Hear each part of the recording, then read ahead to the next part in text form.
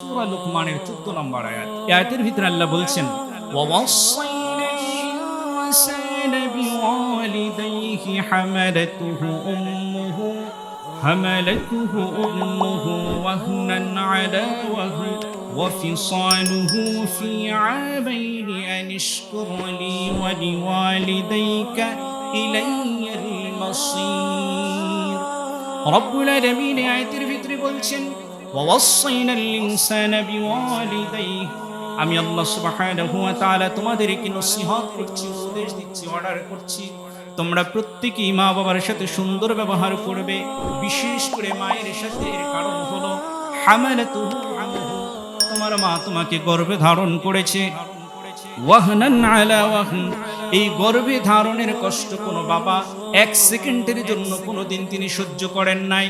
গর্ভে ধারণের পরিপূর্ণ কষ্ট শুধুমাত্র এককভাবে মাই সহ্য করেছেন।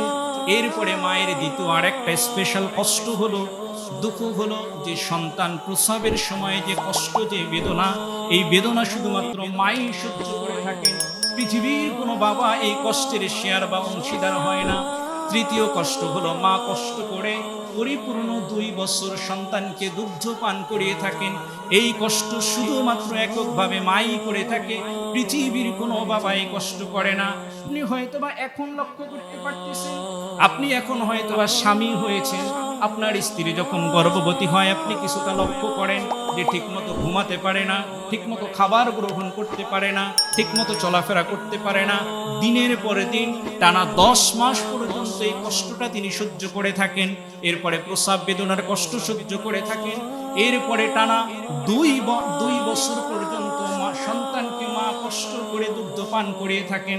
আপনি আমি হয়তোবা পাশে ঘুমিয়ে থাকি, কিন্তু আপনার সন্তান যখন দুগ্ধপোষ্য ছিল তখন আপনার স্ত্রী হোক, যেভাবে কষ্ট করতে আপনি দেখছেন আপনার আমার মা ঠিক তেমনি ভাবে কষ্ট করেছেন। আমি হয়তোবা তখন বুঝিনি, আপনিও হয়তোবা তখন বুঝেন নাই। আপনি যদি রাত 1টার সময় একবার দুগ্ধ পান করতেন, আবার 2 ঘন্টা পরে আবার দুগ্ধ পানের জন্য নাড়াচাড়া করতেন, মুখ দিয়ে কোনো কিছু না বললে আপনার মা স্বপ্রণোদিত হয়ে আপনার মুখে তার স্তনটাকে ঢুকিয়ে দিতেন। আবার যদি 2 ঘন্টা পরে 1 ঘন্টা পরে আবার যদি আপনার ক্ষুধার চাহিদা থাকতো, আবার আপনার ক্ষুধা নিবারণের জন্য মাই কষ্ট করতেন। মা যেহেতু স্পেশালি 3টা কষ্ট এককভাবে করে থাকেন, তাই রব্বুল আলামিন পৃথিবীর প্রত্যেকটা সন্তানকে হুকুম করে দিয়েছেন যে সন্তান ও আমার বান্দা, তোমরা মা বাবার সাথে সুন্দর ব্যবহার করবে। তবে সবথেকে বেশি কোমল ব্যবহার এবং সুন্দর ব্যবহার, সবথেকে বেশি উত্তম খিদমত পাওয়ার দাবিদার হলো তোমার মা। সুবহানাল্লাহ।